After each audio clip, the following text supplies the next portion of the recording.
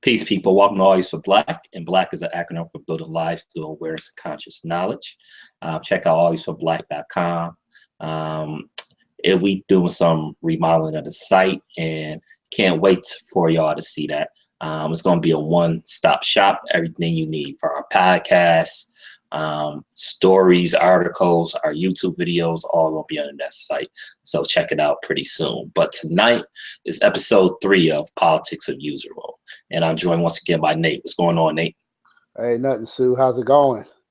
Man, nothing. I cleaned up from last time, No, me too. I got a little, yeah. I got my Cosby sweater on too, Let y'all know I'm serious. I hear you, man. Hey, just stay away from them Quaaludes, though, man. Yeah, and stay away from being a hypocrite too. You know how he criticized black people, especially black youth back in the day. Right. But I know it's some things you wanted to talk about tonight, so I'm just going to toss it to you. Okay, yeah. Let's go ahead and jump right into it. The first topic of discussion that we're going to put up tonight is actually talking about Trump, and not necessarily talking about President Trump in a way where we're criticizing him. Like we said, we're staying away from all of that. We're just stating straight facts. But Sue, this is me too. I'm throwing it to you. With the latest Trump accusations of President Obama tapping his phone, as well as the bill that he just signed today. Mm-hmm. What's your take on the executive branch? Is the executive branch in danger of overreaching and pretty much not even following the Constitution? I just wanted your take on that. I think the executive branch been too powerful. I don't think this is a new phenomenon at all. Even go back before Obama, you want to take it to the Bush administration and some of the actions he was taking. So this has been a problem. This is nothing new. And it created a dangerous precedent. Let's go all the way back for the war in Iraq. A lot of people don't remember this because the war in Iraq kicked off in 2003. Mm-hmm. They was talking about it in 2002 and officially kicked off in 2003. So here was the problem. That vote on Iraq, it gave basically the Bush administration ultimate power to do basically almost anything they want to. That's how it worked. And you had certain Democrats at the time saying, well, I didn't agree to, for him to actually invade. I just gave him, the power to do something if they got out of line, which is bullshit. Because we all knew what he wanted to do with it. So that's not a valid excuse. But that just goes to show you, even back then, the executive branch was out of control. And you go back to the Patriot Act. The Patriot Act gives the executive branch a lot of power, as we know already.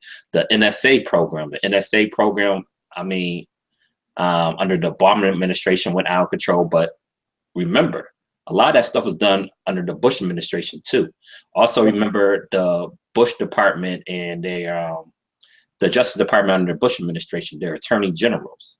Remember what they was doing with the torture with the CIA. Yep, with the torture, with the waterboarding and all that stuff. Right. Yeah. Nobody ever got punished for that. Nobody ever. And that was a violation of law. So the executive branch been able to get away with illegal acts. So Sue, hate to cut you off. So in saying that, where we have documented now that, let's even stay with your waterboarding. Donald Trump, President Trump right now says, hey, waterboarding should come back, torture works. And on top of that, he even made a statement as recent as last month saying that we should have actually took all the oil in Iraq. What are you feeling right now from this executive? Like, do you think his executive power is going to be no different than the Bush, than Obama? Or do you think that the potential Trump presidency may have the potential to really flex the executive branch power? I don't know how much worse it's going to be. I think it is going to be worse because I think he's a little bit more unstable than the last two presidencies. And even Bush, even though Bush was just an idiot. You know, I just want to set it up like this. Let's not have revisionist history on the Bush administration, because a lot of people doing that. His administration was a disaster. But I just want to give the backdrop so people can understand what's going on now. So it's very important to start from the beginning so people can realize what exactly we got right now, so you can fully understand. So like I said, the Patriot Act happened under Bush. Then on Obama administration, when they chose not to investigate the Bush administration, again, set up a bad precedent. And also with the Obama administration, the NSA, they able to basically they can spy in on any one of us for no good reason. You had the 2010, the Defense Authorization Act, would basically get rid of due process. Habeas corpus. We use these terms, but we gotta make sure people know what it is. Habeas corpus is like when they read you your rights and having due process. So now it's legal. If they deem you a terrorist for whatever reason, and you could be totally innocent, you don't have to have due process. You don't have to get a right to a lawyer. That's the whole thing about Guantanamo Bay. That was about. So I want people to fully understand these issues. So, and at the time, I was one of the people that was screaming out like, no, we shouldn't do this. This is a bad precedent. But you had a lot of our people, because President Obama was doing it, saying it was okay. And we should never do that. We should not follow cult of personality, because even if you do trust President Obama, my argument back then was, okay, what about the person that get in office you don't trust? And it just so happens this election, we got that person with President Trump. Now, I don't think any executive should have that much power. But at least with Obama, I felt he was stable, at least. Now, with President Trump, you don't know what he's going to do from second to second. Right. I don't even know if he knows what he's going to do from second to second. Right. So now we got a situation where the executive branch got all this power, and you got somebody in the White House right now that is really not scared to use this power at all, to flex it at all. So we might be in for a really dangerous situation, but there's one glimmer of hope though, because Trump is so reckless. He is so reckless. He's the type that'll go too far and end up getting his whole administration in trouble and maybe getting out of there. But, you know, who knows the type of damage he will have to do for that to happen. So, yeah. Right. No, definitely. Thank you. And that's a lot. I'm definitely really concerned about that. And as a little side note, before we pivot into our next topic, I like to correct myself. I remember the first show.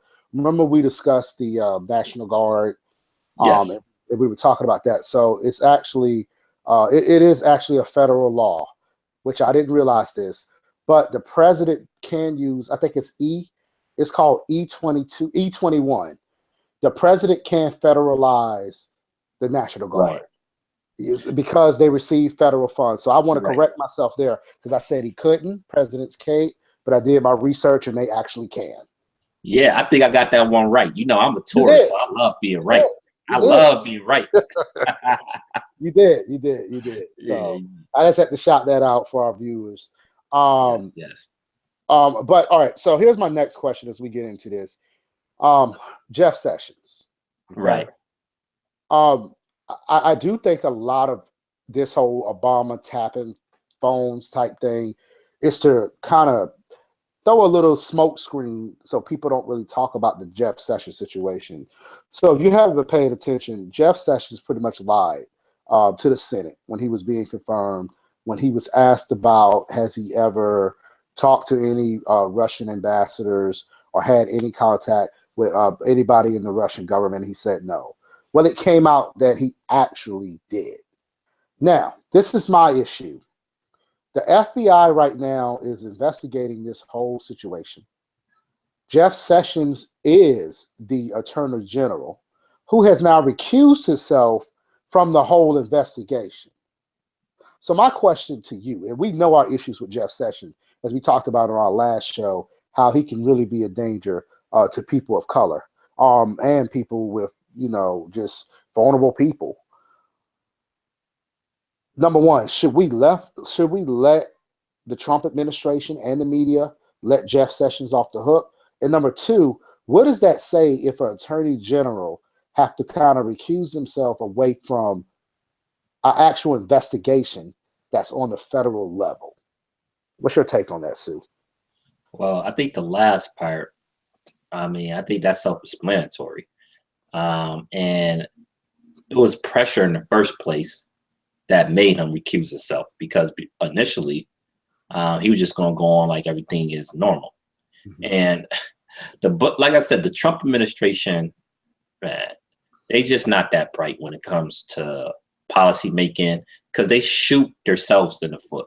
These are self-inflicted wounds, because at the Senate hearing, Al Franken didn't ask him that question. He offered that information without it even being asked. I mean, just not smart. It's just not smart at all. And as far as the media goes, the media portion of your question, yes, we got to make sure we hold the media accountable, because in my opinion, even forget this Russia thing, they didn't hold Jeff Sessions accountable for his past statements. I'm not saying they didn't cover it, because they did cover it. However, it didn't seem as outrageous as it really is. It should be holy hell raised that we have an outright racist as Attorney General. While they talking about Russia, nobody's talking about his comments he made about the police department. Very true. As Trump did. Talking about they keep saying they're gonna give the police departments the equipment that they need, and we need to support our police, without mentioning innocent Black people being killed. And there have been a lot of innocent Black people killed just this year. But now, since Trump is basically monopolizing the news cycle right now, it's not being talked about. But it's still going on. Last year, they would mention it every time it happened, but now it's not mentioned. It's still going on. Even before the media was really highlighting it, it's been going on. So we definitely got to hold the media accountable, and make sure they bring up these issues. Because if we don't, they're gonna let them slide, and that's why it's important for Black independent media, or independent media in general, to bring up these issues on a grassroots level. Because once we really do it at the grassroots level, we make it so that the mainstream media and the politician can't ignore it. Right. Yeah, and we always want to come up with solutions on the show, and we talk about it. I think that's very key. Also, too, like we always tell people, get engaged. Call your state senators. Call your state senators and bug them every day. Write letters. Get communities to write letters. And I think that once we start doing these things, and people already, you start to see a few things at town halls, but that's more of your congressmen. But I'm talking about, we got to start putting pressure on the Senate. Because, number one, Jeff Sessions came from the Senate, so he has a lot of close ties there. But I really think as a group of people, we have to get engaged. We have to write our letters. We have to stay in the ear of people. And like you said, Black media, we need to cover this, and we need to not let it go by the fray. This is not about wiretapping. This is about a person who has openly made racist comments, has openly been caught up in racist situation. And I thought it was very interesting. I don't know if you watched his confirmation hearing, which was very, wow. It was very interesting to me how he had so many different Black people come speak on his behalf. And it's just interesting that if you have to work that hard and get that many Black people to speak on your behalf, there is probably an issue. But nobody really touched that. And I think that is very dangerous right now in the area that we're in, where we're literally talking about even undoing the work that a lot of community members have done, as far as with their police department. A lot of that work can be kind of undone. And I think that outlets like ourselves, we definitely need to keep our thumb on this situation. And we need to motivate people to say, hey, call your senator, call your congressman, write, talk about it. We just can't be silent on this issue. Right. And to add on to your point too, another glimmer of hope and good news is, well, a lot of these reforms is not just being left up to the executive branch. Some of the judges is now getting involved. And recently some judges have actually ruled on the side of reform. Right. The thing is, though, when it comes to the judge and the judges and the judicial branch, it all depends on what circuit you're at. It all depends on, where is that, because you have some circuits that are more liberal. You have some that's more conservative. Okay. But, there have been some good news on that. The Baltimore Police Department just had to enact some reforms. So in Ferguson, they had to do the reforms in Ferguson before the Obama administration got out of office. But you're right, we do have to watch it because you never know when it's going to get done. And even with that said, the executive branch still have a lot of power, and they still have a lot of things they can do. Yeah, definitely. That's pretty much, my topics for the night I wanted to get into that was just fresh on my mind. I don't know, did you had something you want to discuss, Sue? Not nothing too much, but I just want to tell people, make sure they vigilant. Session, we've been warning y'all about the private prisons coming back. Look at the private prison stocks; they skyrocketing. Yep. As soon as Trump got elected, went through the roof. And people might not have seen this, but the governor of Alabama actually said this. The governor, you know what I'm talking about, Nate? Yep. The governor of Alabama said, if Alabama could send a man to the moon, we could build more prisons. Yep. I mean, how? First of all, Alabama didn't send a man to the moon, right. like the state itself. But right. I understand what they were saying. I understand what they were trying to say with that part. But how do you equate building prisons with sending a man to the moon?